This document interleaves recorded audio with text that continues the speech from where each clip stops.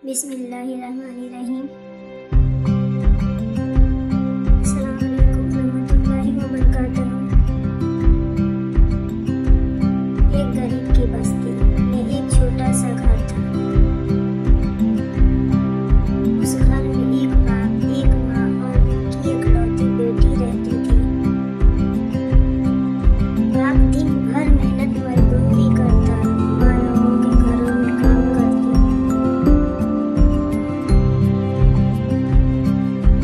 बेटी सब्र, हया और दुआओं के साथ जवान हो रही थी। वो लड़की खूबसूरत जरूर थी, लेकिन उसकी सबसे बड़ी खूबसूरती उसका इखलाक था।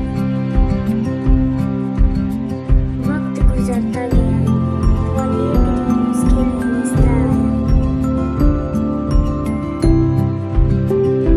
लड़के के माँ बाप लालची थे, उन्हें बस पैसे की लालच थी, दहेज की लालच थी।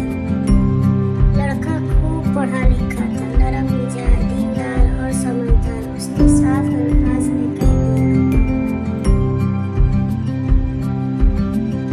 मुझे जहेज नहीं चाहिए, मुझे सिर्फ एक नेक बीवी चाहिए।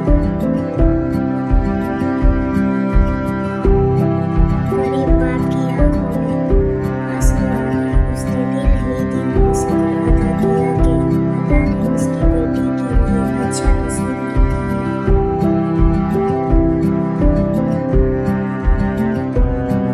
लेकिन कहानी यहाँ खत्म नहीं हुई। लड़के के घर वाले, खास तौर पे उसकी माँ और बड़े भाई, खामोश नहीं थे।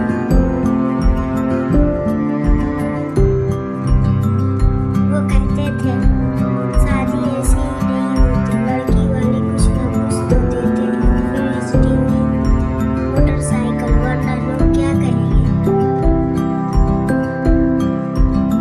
लड़का बार बार समझाता रहा, अम्मी अब्बू, मुझे किसी चीज की जरूरत नहीं, मैं खुद कमा लेता हूँ।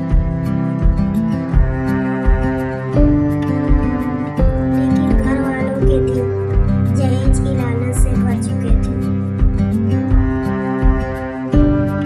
इधर लड़की के बाप का हाल ये था कि रातों को नींद नहीं आती थी। वो सोचता था कि मैं कहाँ से लाऊं इतना सामान, इधर उसी के लिए क्या मैं कर्ज ले लूं।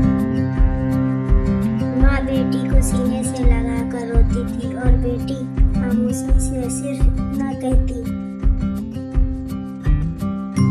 अब्बू, मुझे कुछ नहीं चाहिए, अगर ये शादी ना भी हो तो अल्लाह बेहतर करेगा।